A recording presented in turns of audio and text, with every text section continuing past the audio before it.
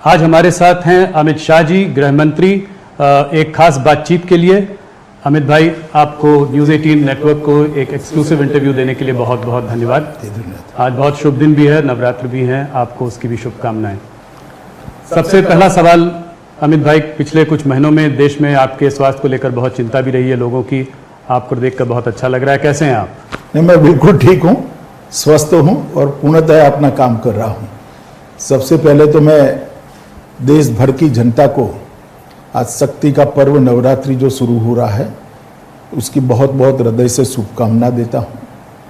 नवरात्रि हमारे यहाँ शक्ति पूजा के एक पर्व के रूप में जाना जाता है और विशेषकर गुजरात में, बंगाल में, ढेर सारे राज्यों में इसको बहुत अच्छे तरीके से लोग मनाते हैं।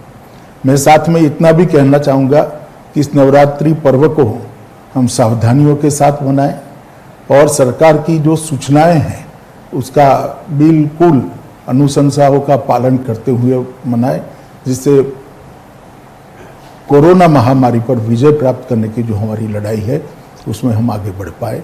इतनी सावधानी जरूर है। माँ की आराधना जरूर करें, मगर 2 गज का अंतर भी रखें, मास्क भी पहने और स्वच्छता से हाथ को साफ भी करें। बड़े अच्छे संदेश के संग इसकी शुरुआत हुई है। इस वक्त मैंने आपको ठीक 1 साल पहले भी इंटरव्यू किया था, आज ही के दिन, उसके बाद भी इंटरव्यू किया था 4 महीने पहले, पर आज 1 साल पहले आपने हमसे कहा था, जो कि बहुत बड़ी खबर भी बनी थी, आपने उस वक्त ऐलान किया था कि आप बिहार का चुनाव नीतीश कुमार के नेतृत्व में लड़ेंगे। और उस वक्त कुछ लोगों ने इस पे कमेंट भी किया, कहा कि ऐसा नहीं है, हो सकता है बीजेपी अकेले जाए, पर आपने उसी 1 साल पहले इसका ऐलान कर दिया था।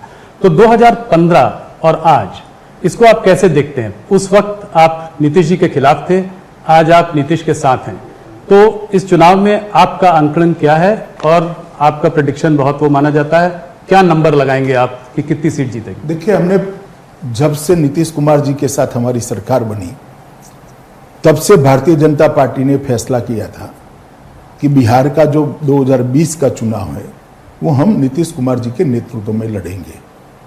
और ये सार्वजनिक रूप से, पहले मैं पार्टी अध्यक्ष था तब मैं, और अब नड्डा जी ने भी कहा है, इसमें कोई 2 राय नहीं है, 2 मत नहीं है।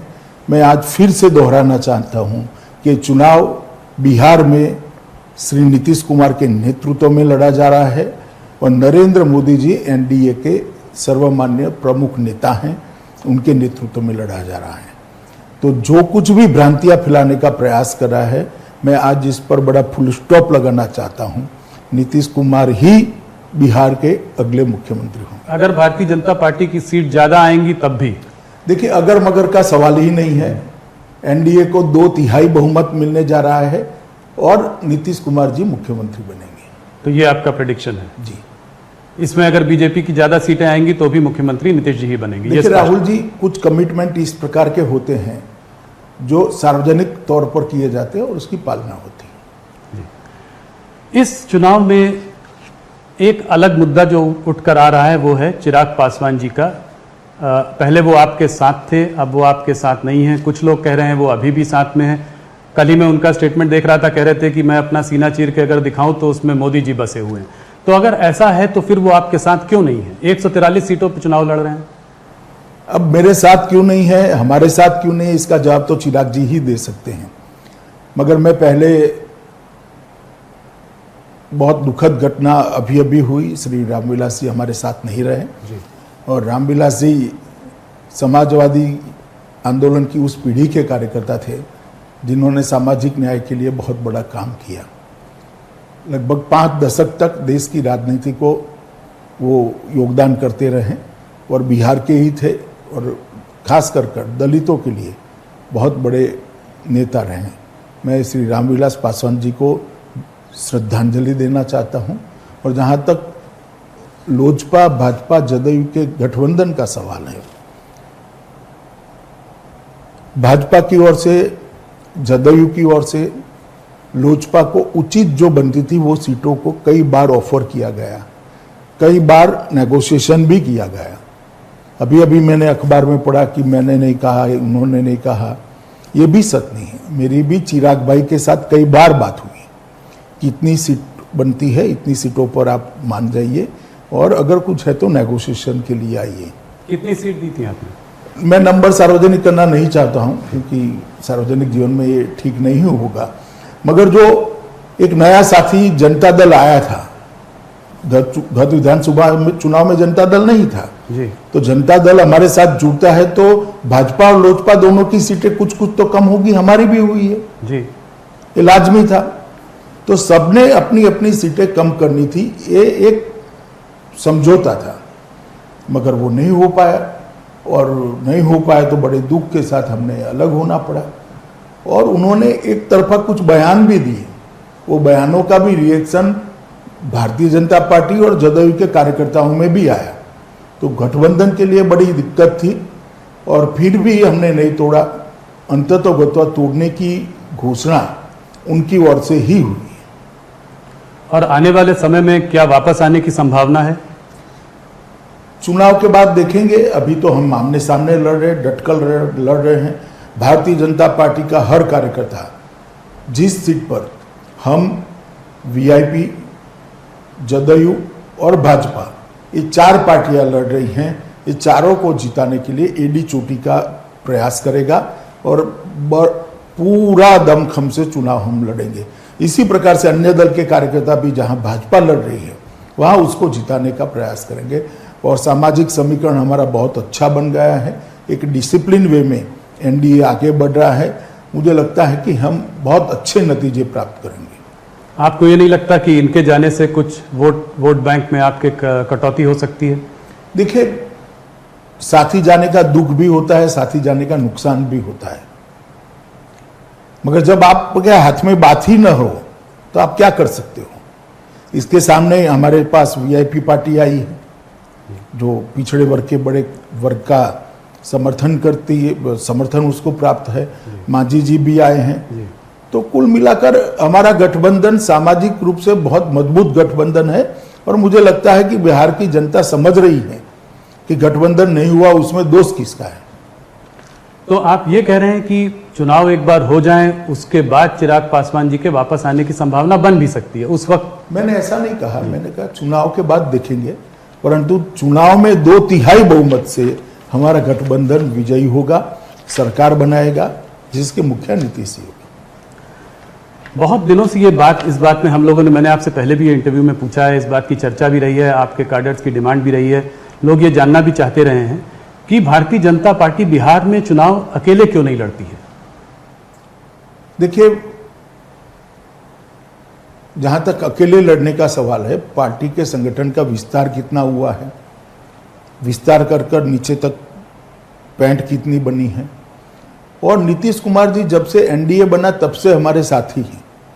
पहले समता पार्टी हुआ करती थी, जौहर साहब नेतृत्व करते थे, शरद यादव जी करते थे, बाद में नीतीश कुमार जी के हाथ में नेतृत्व आया, तो तब से हमारे पुराने साथी हैं और तोड़ने का कोई कारण नहीं है। एक बार बीच में थोड़ी गड़बड़ हुई थी, टूटा था, मगर अच्छा ही हुआ, फिर से आज वो एनडीए में है। तो सिर्फ विस्तार के लिए अकेला लड़ना वो ठीक नहीं है, गठबंधन का एक धर्म होता है, तो हमने धर्म को निभाया है और हम चाहते हैं कि नीतीश कुमार जी के नेतृत्व में जो विकास हुआ है 15 सालों में वो बरकरार रहे। ऊपर मोदी जी, नीचे नीतीश जी, ये डबल इंजन वाली सरकार बिहार को विकसित राज्य बनाने की दिशा में बहुत द्रुत गति से आगे ले जाएगी। आप जब जनता के बीच आज जा रहे हैं इस गठबंधन के साथ, तो पिछले 15 साल में क्या आपकी सरकार ने किया है जिसको कि आप जनता के सामने लेकर जा रहे हैं?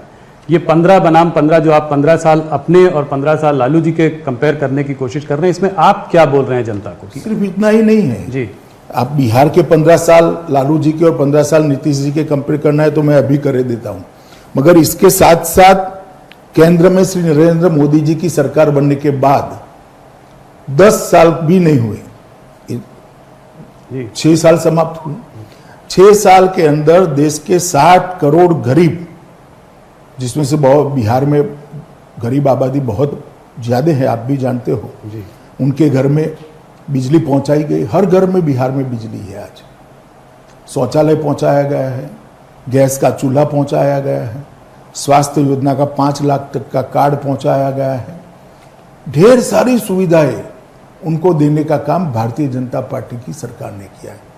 एक प्रकार से गरीबों को नारे की जगह एम्पावर करने का काम श्री नरेंद्र मोदी जी ने किया है। 1,25,000 करोड़ का पैकेज दिया था। दुर्भाग्य से हम चुनाव हार गए। सब मानते थे अब पैकेज का क्या होगा। हम पाई पाई का हिसाब दे सकने की स्थिति में है। 1,25,000 करोड़ के पैकेज को बिहार की जनता के लिए जस का तस हमने जमीन पर उतारा है। चाहे इंफ्रास्ट्रक्चर की बात हो, चाहे रेल की बात हो, चाहे पेट्रोलियम की बात हो, चाहे बिजली की बात हो, चाहे गंगा पर बड़े बड़े पुल बनाने हो, चाहे कारखाने खाद के बनाने हो, चाहे कृषि विकास के लिए इंफ्रास्ट्रक्चर खड़ा होना, हर क्षेत्र के अंदर 1,25,000 करोड़ ने अपना काम किया है। और बिहार को अतिरिक्त राशि भी दी गई है। और साथ में साथ नीतीश कुमार जी की सरकार ने भी ये 15 साल में बहुत तेजी से विकास किया है। मैं थोड़े आंकड़े आपको देना चाहता हूँ। जब लालू जी के 15 साल थे तब विकास दर, औसत विकास दर 3.16 थी और आज 11.20 है। आप समझ सकते हो। Bihar one of the fastest growing economy है जी। और फास्टेस्ट ग्रोइंग इकोनॉमी किसके राज्य में बनी जी। तो एनडीए के राज्य में। जहां तक बजट का सवाल है, 23,000 करोड़ का बजट था, आज 2,23,000 करोड़ का बजट है। बजट में 2 लाख करोड़ की बढ़ोतरी बिहार जैसे राज्य जहां रेवेन्यू कम होती है वहां पर हुआ है।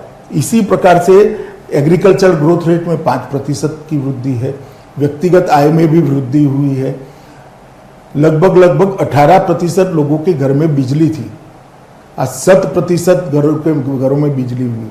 पक्की सड़कें 37% थी, आज 80% पक्की सड़कें बन चुकी हैं। ये बताता है कि बिहार के अंदर विकास हुआ है। बिहार की जनता ने आजादी के बाद पहली बार एनडीए में नरेंद्र मोदी और नीतीश कुमार के नेतृत्व में विकास को पहचाना है और उनको भी लगा है कि हाँ, बिहार का भी विकास हो सकता है। गंगा का पुल बनाने की बात लीजिए, 50 के दशक के बाद आज पहली बार बन रहे हैं और एक नहीं 2-2, 3-3 पुल बन रहे हैं। फर्टिलाइजर के कारखाने बन रहे हैं। चौतरफा विकास का एक वातावरण बिहार के अंदर बना है और इसका फायदा निश्चित हमसे होगा। और लालू जी के शासन में सिर्फ विकास ठप पड़ा था ऐसा नहीं था। फिरोथी एक इंडस्ट्री बन चुकी थी। गायों के घास का चारा तक खा लिया गया था। बेपनाह मतलब भ्रष्टाचार जिसका कोई नाप नहीं है, इतना भ्रष्टाचार हुआ। लॉ एंड ऑर्डर आप जानते ही है बिहार का कैसा था, अब लॉ एंड ऑर्डर कैसा है। बहुत बड़ा अंतर आया है और बिहार आज आगे मुड़कर देख रहा है, आगे बढ़ने के लिए तैयार हुआ है।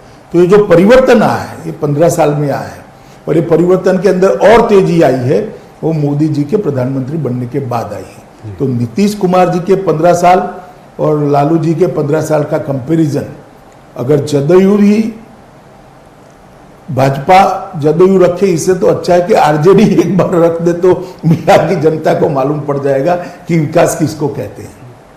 पर अमित जी, कुछ आंकड़े और भी हैं। अगर आप कुछ सोशो इकोनॉमिक इंडिकेटर्स देखें तो ह्यूमन डेवलपमेंट इंडेक्स में बिहार एकदम नीचे है। अगर आप अनएम्प्लॉयमेंट रेट देखें तो बिहार में बहुत हाई है। इनफैक्ट करीब 46% की वृद्धि हुई है। अगर आप उसकी लिटरेसी रेट देखें तो तमिलनाडु और झारखंड के संग बॉटम 3 स्टेट्स में भी आता है। तो एक एंटी इनकम्बेंसी का माहौल हो ही जाता है इतने दिनों में। उसके बाद इस तरह के भी कुछ इंडिकेटर्स हैं, तो इनको कैसे काउंटर करेंगे? आपकी क्या प्रॉमिस रहेगी कि इसको कैसे ठीक किया जाए? देखिए, मैं आपको बताता हूं कि जब आपको तुलनात्मक अभ्यास करना है, कंपैरेटिव स्टडी करना है, तो आपको क्या मिला था वो देखना पड़ेगा।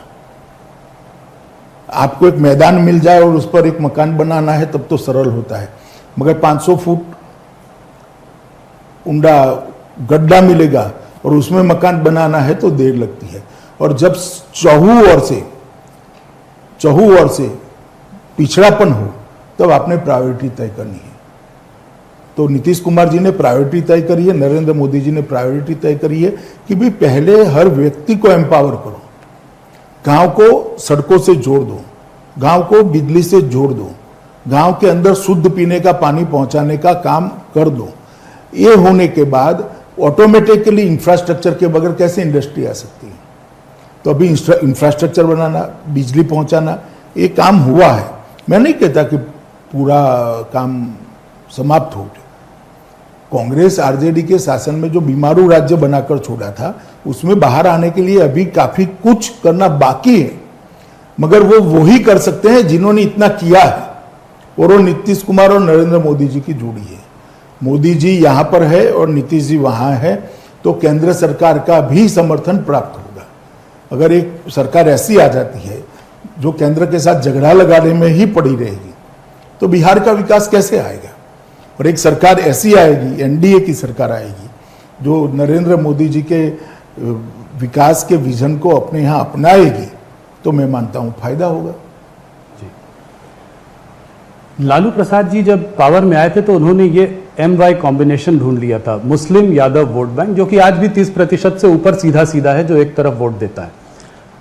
आप लोगों के जो आपकी जो समीकरण है, जिसमें कि अपर कास्ट है, OBC, EBC सब साथ में है, वो उसका काट आप लोगों ने ढूंढा और लालू जी से आप लोगों ने 30% से ज़्यादा आप लोगों ने इधर बनाया। मगर आज जब थोड़ी एंटी इनकम्बेंसी भी है, कुछ माइग्रेंट लेबर इशू भी है, कोविड के माहौल में चुनाव हो रहा है, हो सकता है वोटिंग परसेंटेजेस लो हो, उसमें कुछ आपको लगता है कि इसमें कुछ गड़बड़ हो सकती है आपके आंकलन में? देखिए, आपका आकलन मुझे लगता है कि अभी आप बिहार गए नहीं हो। एक बार बिहार जाकर आइए। बिहार गए हुए बहुत सारे कार्यकर्ताओं को से मैंने फ़ोन पर बात की, ग्रामीण अंचल के कार्यकर्ताओं से भी बात करी है। नरेंद्र मोदी जी ने मार्च से लेकर छठ पूजा तक जो अनाज गरीब के घर में पहुंचाया है, एक पैसा नहीं लिया है। कोविड के बाद जी। बिहार की जनता आज इस बात को कभी भूल नहीं सकती, कभी भूल नहीं सकती। नीतीश कुमार जी ने जो प्रवासी मजदूर आते थे, इनकी रहने की व्यवस्था की, इनका टिकट भाड़ा दे दिया, बाद में 1000 रुपया दिया और उनको एक किट दी, हेल्थ की व्यवस्था करी। आज 96% रिकवरी रेट है बिहार का, देश में शायद सबसे ऊपर है। कोविड सब जगह फैला है, बिहार में भी फैला है, मगर 96% रिकवरी रेट है बिहार का। और आप समझते हो, बिहार जैसे राज्य में जहां स्वास्थ्य का खाका बहुत चरमराया हुआ था एक जमाने में, वहां ये अचीवमेंट प्राप्त करना बहुत बड़ी बात होती है। जी। तो कोविड के कारण गुस्सा होगा, ये बात मेरे गले नहीं उतरती है। कोविड के कारण ढेर सारा फायदा हो। इसके अलावा 54,000 करोड़ की राशि बिहार सरकार ने खर्च करी है। मोदी जी ने हर जनधन अकाउंट में गरीब के घर में पैसा भेजा है, हर किसान के अकाउंट में 6,000 रुपया भेजा है, हर दिव्यांग के घर में पैसा भेजा है, और वो कोविड के समय में उसका जीवन यापन के लिए सहारा बना हुआ है। तो सरकार का ये जो संवेदनशील चेहरा है नरेंद्र मोदी जी का, चाहे नीतीश कुमार जी का, उसने कोविड से ग्रसित और कोविड से पीड़ित जनता को एक संवेदनशील राज्य, चाहे केंद्र हो या राज्य हो, संवेदनशील सरकार कैसी होती है, इसका परिचय कराया। मैंने ये भी सुना है कि आपके इंटरनल सर्वेस कह रहे हैं कि वहाँ आज भी मोदी जी की एक बहुत बड़ी लहर है। एंटी इनकम्बेंसी जरूर होगा, वो हो जाता है, स्वाभाविक है इतने सालों के बाद, मगर मोदी जी की एक लहर है, वेव है, और हो सकता है आपकी सीट आपके पार्टनर से ज़्यादा, नीतीश जी से ज़्यादा सीटें आप लोग लेके आए। भैया, मोदी जी की लहर सिर्फ बिहार में नहीं है जी, देश भर में है, बिहार में भी है, और स्वाभाविक रूप से उसका फायदा सिर्फ हमें नहीं होता है, जदयू को भी होगा, क्योंकि जदयू हमारा साथी है, बिल्कुल, हम साथ में चुनाव लड़ रहे हैं। तो मोदी जी की लहर से सिर्फ बीजेपी की सीटें बढ़ेगी ऐसा नहीं होगा, जदयू की इतनी ही सीटें बढ़ेगी जितनी बीजेपी की बढ़ेगी। हम लगभग बराबर सीटें लड़ रहे हैं, एक सीट जदयू हमसे ज्यादा लड़ रहा है, बराबर सीटें लड़ रहे हैं। और मैं अभी भी कहता हूं कि आप कितना भी जवाब ढूंढने का प्रयास करिए, बिहार के अगले मुख्यमंत्री नीतीश कुमार जी। लोग ये भी कहते हैं कि जब अमित शाह जी चुनाव का नेतृत्व करते हैं तो वो मैदान में सिर्फ ए टीम लेकर नहीं, बल्कि अपने साथ एक बी टीम लेकर भी उतरते हैं। तो काफ़ी लोग चुनाव लड़ रहे हैं बिहार में, ओवैसी जी लड़ रहे हैं, वो उन्होंने काफ़ी कैंडिडेट उतारे हैं, उसमें मुस्लिम वोट्स कटेंगे तो उसका फायदा आपके गठबंधन को होगा। देखिए, इस प्रकार से किसी भी राजनीतिक दल को बी टीम सी टीम कहना ठीक नहीं मानता मैं। सबका चुनाव में लड़ने का अधिकार है, लोकतंत्र है, 1700 पार्टियां हैं। सिर्फ ओवैसी क्यों, बहुत सारे लोग लड़ रहे जी जी, 5 कॉर्नर कॉन्टेस्ट है। अब अपने कुशवाहा जी भी लड़ रहे हैं जी जी, और माले पप्पू यादव का एक मोर्चा लड़ रहे हैं, एसडीपीआई लड़ रही है, ढेर सारे लोग अपने यशवंत सिन्हा जी भी लड़ रहे हैं बहुत सारे लोग लड़ रहे हैं। अब चुनाव है, किसको ना कीजिएगा, जी जी, जो लड़ेगा लड़ेगा, मगर जनता का मूड मैं स्पष्ट मानता हूं। मैंने 10 दिनों में ढेर सारे कार्यकर्ताओं को मंडल स्तर पर बात करी है टेलीफोन पर, बहुत स्पष्ट रुख है। जो सर्वे आ रहे हैं अभी, ये भी बहुत पॉजिटिव इंडिकेटर देने वाले सर्वे आ रहे हैं कि भारतीय जनता पार्टी और जदयू की सरकार बनने जा रही है। एक फैक्टर इस चुनाव में और आया है पिछले कुछ महीनों में, वो है सुशांत सिंह राजपूत फैक्टर। कहा जा रहा है कि ये एक सुशांत सिंह राजपूत का जो केस है, ये एक महाराष्ट्र वर्सेस बिहार एक लड़ाई में बदल गया है और बिहार चुनाव में एक अहम मुद्दा है। क्या आप इस बात को मानते हैं? देखिए, मुझे मालूम नहीं है जमीन में ये केस कितना चुनावी मुद्दा बना है, मगर बना भी है तो इसका कारण हम नहीं है। अगर पहले से सीबीआई को दे दे तो चुनावी मुद्दा ही न बनता। शंकाएं तो पहले दिन से खड़ी हो गई थी, क्यों पकड़ कर रखना, दे देना चाहिए था। अब ये ऑर्डर भी हमने नहीं करा, उच्चतम न्यायालय ने किया है। उच्चतम न्यायालय ने जब सीबीआई को कहा कि आप जांच करिए तो हमें कर रहे हैं।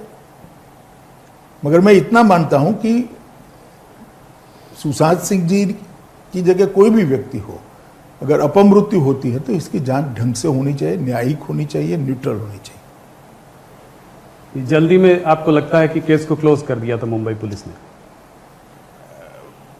मैं कोई टिप्पणी करना नहीं चाहता क्योंकि सीबीआई जांच कर रही है और अभी कोर्ट के सामने मामला है, परंतु परसेप्शन जो बना था उस वक्त वो ठीक नहीं बना था। तो ये तो रही बिहार की बातें। थोड़ा सा मुड़ते हैं देश के और गंभीर मुद्दों की ओर। सबसे गंभीर मुद्दा पिछले महीनों में जो रहा है वो रहा है चाइना का मुद्दा। आप इस मुद्दे को कैसे देखते हैं? क्या चाइना ने, लोग तरह तरह की बातें कर रहे हैं, पर मैं आपसे सीधा सवाल पूछना चाहता हूं, क्या चाइना हमारी सीमाओं में घुस आया है? क्या आपको कुछ उम्मीद है कि इस समस्या का समाधान निकलेगा? मिलिट्री लेवल टॉक्स काफ़ी दिनों से चल रही हैं, डिप्लोमेटिक दरवाजे भी खुले हुए हैं, क्या इसका समाधान आपको दिखाई पड़ रहा है? देखिए, दोनों सेनाओं के बीच में भी बात हो रही है और दोनों देश के डिप्लोमेट भी बात कर रहे हैं। उस वक्त सरकार के गृह मंत्री नाते मुझे कुछ कहना उचित नहीं लगता, मगर मैं नरेंद्र मोदी जी की बात को दोहराता हूं कि हम अपनी एक एक इंच जमीन के लिए जागरूक हैं और इसको कोई छीन नहीं सकता। तो अंदर किसी के आने का कोई सवाल नहीं है, आप ये कह रहे हैं? मैं फिर से एक बार मेरी बात को दोहराता हूं, हम सीमाओं पर अपनी एक एक इंच जमीन के लिए जागरूक है पर उसको कोई छीन नहीं सकता। चाइना तो ये समझता है कि लद्दाख और अरुणाचल प्रदेश भी जो है हमारे देश का हिस्सा नहीं है। तो क्या आपको लगता है कि भारत को भी तिब्बत और ताइवान के रवैये की ओर जो है एक अपने नीति में बदलाव लाना चाहिए? देखिए, ऐसा है कि इस तरह की बातें इस प्रकार के इंटरव्यू में करना ठीक नहीं होगी। ये बड़ा कॉम्प्लेक्स इश्यू है और इसके फार रीचिंग रिपल्केशंस भी होते हैं, इसलिए मैं इस पर ज़्यादा बोलना नहीं चाहता हूं। पार्लियामेंट के फ्लोर पर श्री राजनाथ सिंह जी और विदेश मंत्री जी ने, श्री जयशंकर जी ने, दोनों ने बातें रखी है। मुझे लगता है इतना पर्याप्त है। अभी बातें चल रही हैं चाइना के साथ, देखिए आगे क्या होता है। मगर हम हमारे अधिकारों के लिए और हमारे सार्वभौमत्व के लिए कटिबद्ध है, जागरूक है। शी जिनपिंग जी ने अभी कुछ हाल में कहा, एक कोई मिलिट्री बेस का कहीं पे गए हुए थे, वहां पे उन्होंने जो है पीपल्स लिबरेशन पार्टी में कहा कि हमें दिलो दिमाग से जो है वॉर के लिए तैयार रहना चाहिए। क्या कहना चाहेंगे आप इस तरह के? इस पर तो आप कह सकते हैं कुछ। मैं कोई टिप्पणी नहीं करना चाहता। हर देश हमेशा तैयार रहता है, सेनाएं बनी ही इसके लिए हैं कि अगर कोई अतिक्रमण होता है तो सेना जवाब दे। तो आपको लगता है हमारी सेनाओं को भी इस संभावना के लिए तैयार रहना चाहिए? ये बयान के रेफरेंस में मैं नहीं कह रहा, वैसे ही तैयार होती हमारी सेना जी, वरना भिड़ंत न होती उस दिन। अमित जी, एक तरफ लाइन ऑफ कंट्रोल में तनाव बना हुआ है हमारा पाकिस्तान के संग, एक तरफ चाइना के संग, और दोनों आपस में भी मुझे लग रहा है कुछ वो लोग आपस में भी उनका तालमेल है। तो ऐसे में अपने देश को हम लोग कैसे वो बचाएंगे? मतलब दोनों तरफ से हमारे ऊपर दबाव बना हुआ है, तो इसको हम आप कैसे देखते हैं? नहीं, हमारी सेनाएं और हमारा नेतृत्व दोनों सक्षम है, इरादे बुलंद हैं, और एक 130 करोड़ का भारत इस प्रकार से कोई इसको दबा नहीं सकता है, और सत्य हमारे पक्ष में है, दुनिया के ज़्यादातर देश हमारे पक्ष में है। मैं मानता हूं कि ये ठीक है, एक स्थिति होती है, कई बार ऐसा दिखता है, परंतु अब कुछ भी करना इतना सरल नहीं है। राहुल गांधी जी जो है चाइना पे आजकल बयानबाजी कर रहे हैं, तो उन्होंने एक बार ये कहा कि जो है हमारी सेना ने 1200 किलोमीटर जो है, चाइना की सेना ने 1200 किलोमीटर जमीन पर हमारे कब्जा कर लिया, और अगर कांग्रेस की सरकार होती तो 15 मिनट में उनको खदेड़ के भगा देती। इस पर आप क्या कहना चाहेंगे? देखिए, राहुल जी के पास ना कोई डेटा होता है ना कुछ होता है। जिसका सिर नहीं है, जिसका धड़ नहीं, इस प्रकार की बातें करते रहे, मगर कम से कम कांग्रेस पार्टी को बोलने का अधिकार नहीं है। उनके समय में चीन ने भारत की कितनी जमीन हड़प ली है, इसका हिसाब एक बार राहुल जी जरा देश की जनता के सामने रखें। तो क्या मैं 1962 की बात कर रहा हूं। जी जी, कांग्रेस की ही सरकार थी, उनके परनाना ही प्रधानमंत्री थे। क्या आप ये कहना चाह रहे हैं कि प्रॉब्लम आज जो खड़ी हुई है वो 1962 की वजह से है? मैं ऐसा नहीं कहता। प्रॉब्लम आज जिसके भी कारण खड़ी हुई है, जवाब देने में हम सक्षम है। प्रधानमंत्री जी इसके लिए दिन रात काम कर रहे हैं, और जवाब दिया भी जाएगा। कूटनीतिक स्तर पर भी दिया जाएगा, सेना की बातचीत के माध्यम से दिया जाएगा, सब तरह से दिया जाएगा। परंतु कम से कम कांग्रेस पार्टी को यह मुद्दा खड़ा करने का अधिकार नहीं है। चाइना जो है दुनिया को एक बाइपोलर वर्ल्ड की तरह देखता है, एक तरफ चाइना और एक तरफ यूएस। इनफैक्ट अगर देखें तो पिछले कुछ सालों में, चाहे वो ऑस्ट्रेलिया हो, जापान हो, वियतनाम हो, फिलीपींस हो, या यहाँ तक कि ताइवान को भी पिछले 1 साल से काफ़ी परेशान कर रहा है। तो क्या लगता है इसका कोई डिप्लोमेटिक इंडिया बाकी देशों के साथ मिलकर इसका कोई इंटरनेशनल स्तर पे कोई हल सोच रहा है, कोई हल निकाल रहा है, बातचीत चल रही है? देखिए, अब उनके हर देशों के साथ अलग अलग प्रकार के रिश्ते हैं, हमारे साथ भी अलग प्रकार के रिश्ते हैं। परंतु जहाँ तक भारत का सवाल है, मैं इतना स्पष्ट कह देता हूँ कि हम हमारी सीमाओं के लिए और सार्वभौमत्व के लिए जागरूक है। थोड़ा सा कश्मीर की ओर बढ़ते हैं। पिछली इंटरव्यू में भी मैंने आपसे 4 महीने पहले यही पूछा था कि कश्मीर में आप लोगों ने बात कही है कि विश्वास की भी जरूरत है और वहाँ विकास की भी जरूरत है। अब मनोज सिन्हा जी भी वहाँ पे गए हैं एलजी होने के नाते, तो आपका क्या रोड मैप है? क्या लगता है कि कब वहाँ पर सिचुएशन नॉर्मल हो सकेगी और विकास को एक प्राथमिकता मिल पाएगी? देखिए, जहाँ तक लॉ एंड ऑर्डर का सवाल है, सिचुएशन नॉर्मल हो चुकी है। विकास के लिए काफ़ी कुछ होना चाहिए था अब तक, मगर कोविड वहाँ पर भी था, कोविड की दिक्कतें वहाँ पर भी थी, और स्वाभाविक रूप से भारत सरकार का भी फोकस कश्मीर समेत पूरे देश के कोविड के रोकथाम में था। मुझे लगता है कि अब मनोज जी गए हैं और मनोज जी ने शुरुआत बहुत अच्छी करी है, और विकास नीचे तक पहुंचाने की शुरुआत भी करी है। चाहे प्रधानमंत्री आयुष्मान भारत का कार्ड पहुंचाना हो, हर गांव में पानी पहुंचाना, ये सारी योजनाओं को द्रुत गति से हम आगे, इंफ्रास्ट्रक्चर के प्रोजेक्ट में भी बहुत बड़ी हमने रुके हुए प्रोजेक्टों को बहुत तेज गति से आगे बढ़ाया है। 5-6 महीने में आपको दिखाई पड़ेगा कि कश्मीर के अंदर काफ़ी कुछ अच्छा हो रहा है, और स्वाभाविक है कि कश्मीर में भी कोविड कोई कम नहीं था जी, और देश भर में कोविड था, तो 5-6 महीने थोड़ा एक स्लो रहा है, मगर अब गति काफ़ी बढ़ी है। विगत 1-1.5 महीने में बहुत परिवर्तन आया है। फारूक अब्दुल्ला और महबूबा मुफ्ती का साथ में आकर ये कहना कि आर्टिकल 370 को दोबारा लागू किया जाए, ये तो समझ में आता है। हाल ही में चिदम्बरम जी ने कहा है कि कांग्रेस का ये स्टैंड है कि 370 को रेस्टोर करना चाहिए, स्पेशल स्टेटस कश्मीर में वापस आना चाहिए। क्या कहना चाहेंगे आप इस बारे में? तो कांग्रेस पार्टी ने पार्लियामेंट में भी ये स्टैंड लिया था कि 370 नहीं जानी चाहिए, मगर मेरा तो विनंती है कि राहुल गांधी और सोनिया गांधी, चिदम्बरम जी का जो स्टेटमेंट है, इसको एक बार एंडोर्स कर दे जरा, तो देश की जनता को मालूम पड़े। चिदम्बरम जी का जो स्टेटमेंट है उसको राहुल गांधी और उन्होंने तो कांग्रेस की तरफ से ही बोला है, उन्होंने कहा ये तो कांग्रेस का मत है। फिर भी राष्ट्रीय अध्यक्षा ने इसको रिपीट करना चाहिए, राहुल जी ने भी रिपीट कर देना चाहिए। डिलिमिटेशन की प्रक्रिया जारी है कश्मीर में। आप ये जरा सा बताएं कि ये स्टेटहुड का दर्जा देने की बात थी, इसमें आपका क्या रोड मैप है, कितना समय लगेगा, कुछ इसका अगर अंदाज दे सकें। देखिए, समय के बारे में तो कुछ कह नहीं सकते, परंतु ये निश्चित है, पार्लियामेंट के फ्लोर पर मैंने भी कहा है, प्रधानमंत्री जी ने भी कश्मीर को जब संबोधित किया तब कहा था कि स्टेटहुड दिया जाएगा, और ये हमारा वादा है, इसमें से मुकरने का कोई सवाल नहीं खड़ा होता। पर बहुत लंबा समय नहीं लगेगा?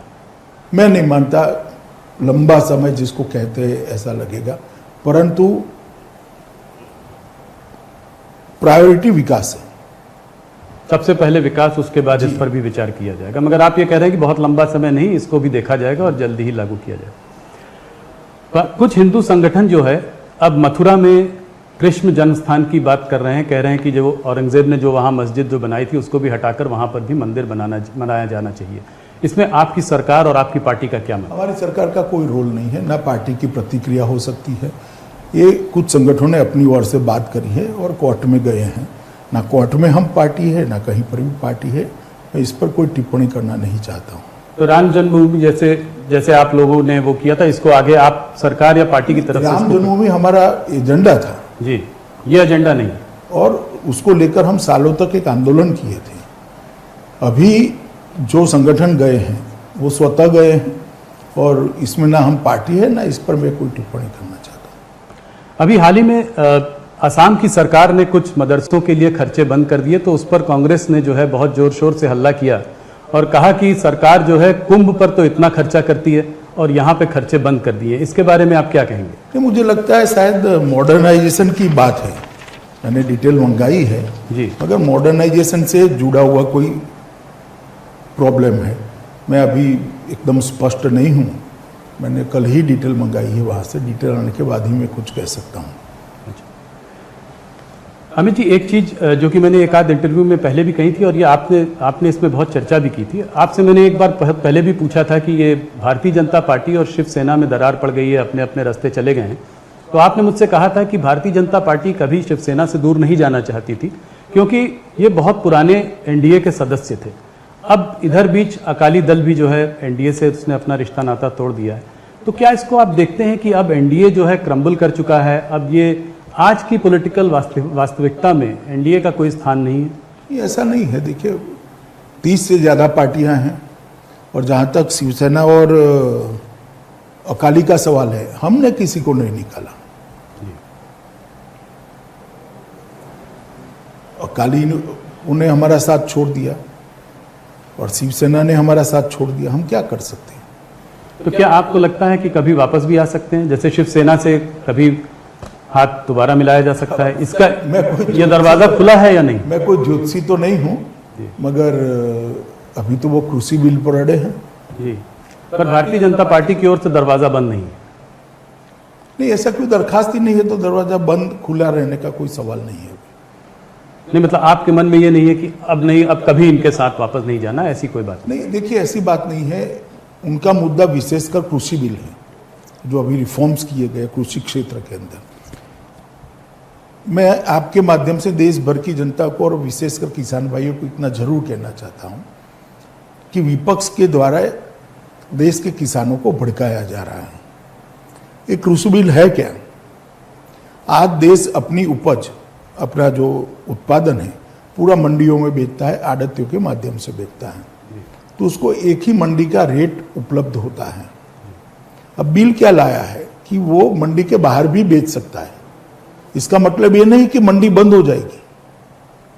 जहर ये फैलाया जा रहा है कि मंडियां बंद हो जाएगी, मंडी बंद होनी ही नहीं है। दूसरा जहर फैलाया जा रहा है कि एमएसपी बंद कर देंगे जी, कि एमएसपी रजीम बंद हो जाएगा इससे। एमएसपी बंद करने की कोई बात ही नहीं है। इस बार परचेज भी चालू होगा खरीफ का, क्योंकि लाखों टन पंजाब में धान खरीदना शुरू हो गया, हरियाणा में शुरू हो गया। पंजाब हरियाणा में सबसे बड़ा मुद्दा यही है, उनको डर ये लग रहा है कि एमएसपी बंद। मगर बिल में कोई मुझे बता दे कि एमएसपी बंद करने की बात कहां पर है? एक किसानों को भड़काने की बात है, और इसीलिए आंदोलन उठ नहीं रहा है। देखिए, एमएसपी बंद करी ही नहीं है, ना करने का सवाल है। उल्टा हमने तो स्वामीनाथन कमेटी की सिफारिशों को अमल में लाया जी 50% प्रॉफिट वाली, और इसके कारण हर सीजन में एमएसपी के दाम बढ़ते जा रहे हैं, किसान को फायदा हो रहा है।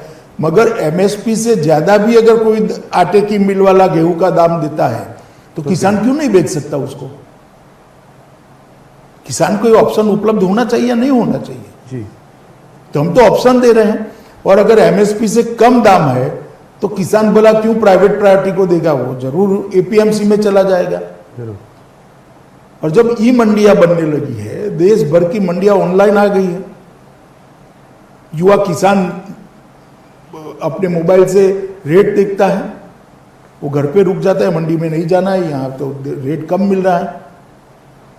और तीसरा, कॉन्ट्रैक्ट फार्मिंग के बारे में कहते हैं कि भाई किसान कहाँ बड़ी बड़ी कंपनियां होगी, औने पौने दाम में खरीद दिया जाएगा, ये कर दिया जाए, वो कहाँ वकील रखेगा?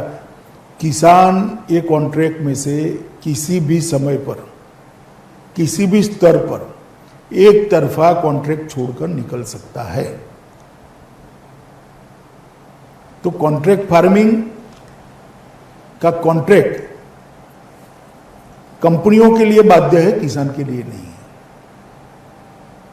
ये तीनों मुद्दे किसानों को बताने की जगह इसमें पॉलिटिक्स कर रहे हैं।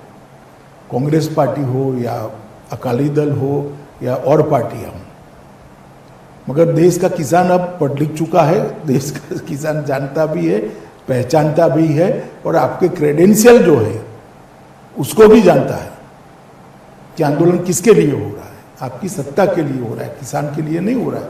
मैं पूछना चाहता हूं राहुल गांधी को, इतने ट्वीट करते हैं, जरा बता दे कि उनका समय जब था, यूपीए की सरकार थी, कितना एमएसपी के दाम पर गेहूं चावल खरीदा जा सकता था, और श्री मोदी जी की सरकार में कितना, कंपेरेटिव अब ट्वीट करें जी, कितने रुपये का खरीदा जाता था, अब कितना खरीदा जाता है, वो कंपेरेटिव ट्वीट करें।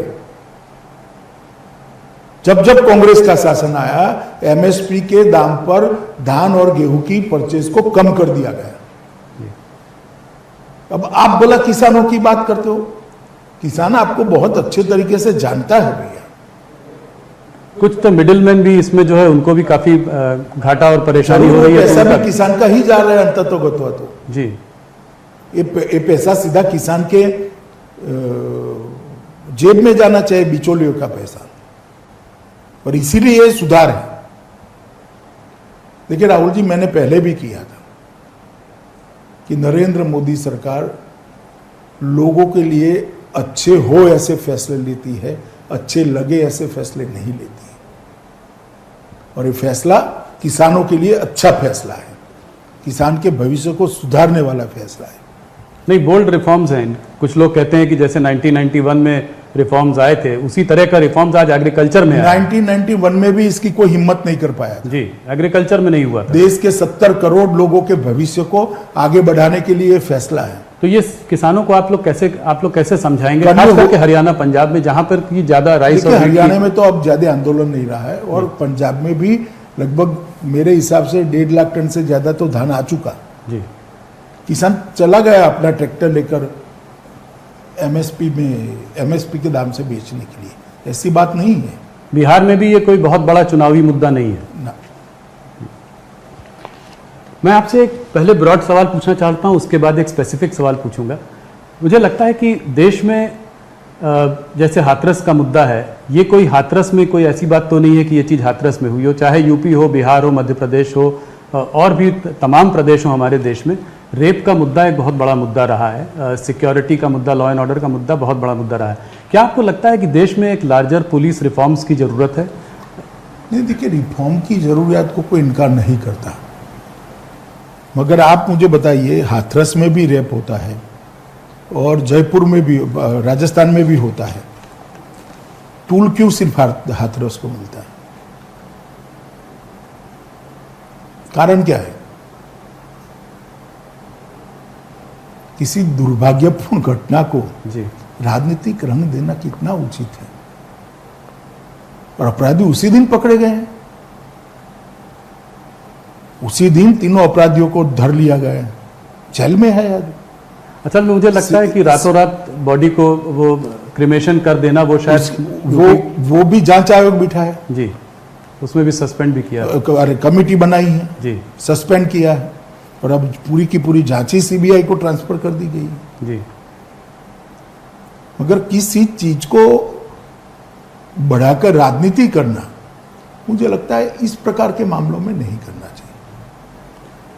पर आप ये मानेंगे कि यूपी गवर्नमेंट ने थोड़ी बहुत मिसहैंडलिंग उसमें की है? इसमें थाने लेवल पर गवर्नमेंट नहीं होती है, कुछ अधिकारी होते हैं और मैं मानता हूँ योगी जी ने एसआईटी बनाकर उचित ही काम किया है। जो एसआईटी इसकी डिटेल जांच करेगी, रिपोर्ट भी आएगी और कठोर कदम भी उठाए जाएंगे रिपोर्ट के अनुसार। महाराष्ट्र में जहाँ पे शिवसेना और भारतीय जनता पार्टी में बहुत ज़्यादा तनाव, बहुत ज़्यादा लड़ाई चल रही है पिछले कुछ महीनों से, वहाँ के गवर्नर भगत कोश्यारी जी ने कहा उद्धव ठाकरे जी से कि आप कब से सेक्युलर हो गए। अभी उनका कुछ दिनों पहले का बयान है। इस बयान को राज्यपाल से ये बयान आ रहा है, इससे आप पार्टी कैसे देखती है, इसको आप कैसे देखते हैं? देखिए, मैंने पत्र पढ़ा है और एक पासिंग रेफरेंस उन्होंने दिया है, मगर मुझे भी लगता है कि थोड़ा शब्दों का चयन टाला होता तो अच्छा होता। सुशांत सिंह राजपूत पर मैं वापस एक बार आना चाहता हूं, सिर्फ इसलिए क्योंकि जो मीडिया का एक नैरेटिव हो गया है वो काफ़ी श्रिल हो गया। मैं हर बार आपसे एक बार मीडिया पे सवाल पूछता हूं, मुझे लगता है एक मीडिया का नैरेटिव श्रिल हो गया है, घंटों तक यही कहानी चलती रही है। जरूर बहुत दुर्भाग्यपूर्ण घटना थी, मगर जिस तरीके से उसको चलाया गया है, मीडिया ट्रायल भी हो गया है उसका, इतने दिनों से चल रहा है, जो नैरेटिव पूरा श्रिल हो रहा है। गवर्नमेंट ने इतना अच्छा काम किया है पिछले इतने महीनों में, पर पूरे दिन जो है एक ही मुद्दे को करीब 10-12 घंटे चलाया गया है। आप ये बदलते हुए नैरेटिव को कैसे देखते हैं और आप क्या कहना चाहेंगे कि हम लोगों को क्या इसमें करना चाहिए? राहुल, इसका तो जवाब मुझसे अच्छा आप दे सकते हो जी। देखिए भाई, मीडिया ट्रायल नहीं होनी चाहिए, मेरा ऐसा बहुत स्पष्ट मानना है। हाँ, कहीं लिपापोती होती हो, घोताही होती है तो जरूर कान पकड़ना चाहिए, अधिकार है मीडिया का और फर्ज भी है, परंतु सिर्फ टीआरपी के लिए बात को बढ़ाना मुझे लगता है उचित नहीं है। और किसी भी घटना में अगर किसी भी प्रकार की लिपापोती होती तो इसको स्पेसिफिक बताना वो मीडिया का धर्म होना चाहिए। अभी कार में बैठे, कार से निकले, 5 मिनट में पहुंचेंगे, दाया पैर बाहर रखा, बिल्कुल। अरे भाई, इस प्रकार से अगर करेंगे तो मुझे लगता है कि न्याय के काम में भी बाधा आती है। जी। इस पूरे मुद्दे में जो एक और अलग मुद्दा निकल कर आया है, ये सुसाइड है या और कुछ है, अबेटमेंट टू सुसाइड है, ये तो बातें पता चलेंगी। मुंबई पुलिस ने तो केस क्लोज कर दिया था, सीबीआई ने भी इसकी जांच कर रही है, मगर बॉलीवुड में एक ड्रग्स का मुद्दा जो है सामने खुलकर आया है, इसको आप कैसे देखते हैं? देखिए, मैं ड्रग के मुद्दे को बॉलीवुड से जोड़कर नहीं देखना चाहिए। ड्रग एक खतरनाक दूषण है, नासूर है, इसको जितनी हो सके उतना जल्दी समाप्त कर देना चाहिए। ये 1.5-2 साल में ड्रग पर काफ़ी कठोर कदम उठाए गए हैं, नतीजे भी बहुत अच्छे मिले हैं, मगर मैं आपको इतना आश्वस्त करना चाहता हूँ, मोदी जी के नेतृत्व में ड्रग का कारोबार भारत के अंदर करने वालों को बहुत दिक्कतें आएगी। इस प्रकार का कानूनी बदलाव, ढांचागत बदलाव, इंफ्रास्ट्रक्चर भी हम बदल रहे हैं और इसके लिए इतनी मुस्तैदी के साथ उनको मैन पावर भी दे रहे हैं। आने वाले दिनों में इस पर बहुत बड़ा परिवर्तन देखने को मिलेगा।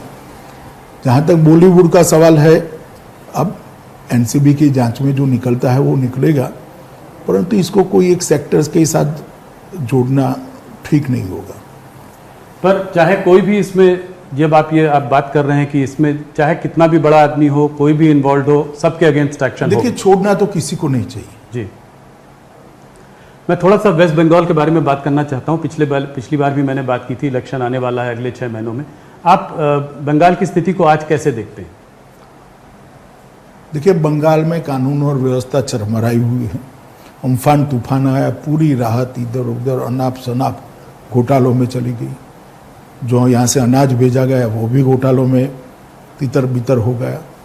कोरोना के लिए भी जिस प्रकार की पर्याप्त व्यवस्था होनी चाहिए थी वो नहीं हुई। भ्रष्टाचार अपनी चरम सीमा पर है। कानून और व्यवस्था तितर बितर हो गई है। घुसपैठ बेरोक टोक चालू है। बम बनाने के कारखाने हर जिले में मिलते हैं। स्थिति बहुत खराब है। और सबसे चिंताजनक बात लोकतंत्र के लिए है कि विपक्ष के कार्यकर्ताओं पर जिस प्रकार के मुकदमे और हत्याएं हो रही हैं, मैं मानता हूं कि ये भारत के किसी और राज्य में अब दिखाई नहीं पड़ता। एक जमाने में केरल में होता था, परंतु अब तो वहां पर भी काफी अंकुश आया है। तो आपका क्या अनुमान है, भारतीय जनता पार्टी को क्या उम्मीद है इलेक्शन में अगले साल? हम डटकर लड़ेंगे और मुझे भरोसा है कि इस बार बंगाल में परिवर्तन होगा। भारतीय जनता पार्टी की सरकार नरेंद्र मोदी जी के नेतृत्व में बनने जा रही है। कोई चेहरा आपके दिमाग में है जिसको कि चीफ मिनिस्टर प्रोजेक्ट किया जाएगा? वो तो हो भी सकता है, मगर अभी तो बंगाल की जनता तृणमूल कांग्रेस को हटाना चाहती है, वो मुख्य बात है। आपके साथी जो हैं, जो कि बंगाल को देखते हैं या बंगाल में हैं, जैसे कि कैलाश विजयवर्गीय, बाबुल सुप्रियो, इन्होंने ये तक मांग की है कि वहां पे प्रेसिडेंट रूल लगाना चाहिए। आपकी इस पे क्या राय है? देखिए, तो पॉलिटिकल पार्टी के नेता है, स्थिति इतनी गंभीर है कि मांग करे वो उनकी जगह पे वाजिब है। जहाँ तक भारत सरकार का सवाल है, हमें संविधान के हिसाब से देखना है। गवर्नर साहब की रिपोर्ट क्या आती है, स्थिति क्या होती है, वो देखकर निर्णय होता है। परंतु भारतीय जनता पार्टी के नेता जो मांग कर रहे हैं, मैं मानता हूं कि स्थिति सच अर्थ में वहां पर गंभीर है।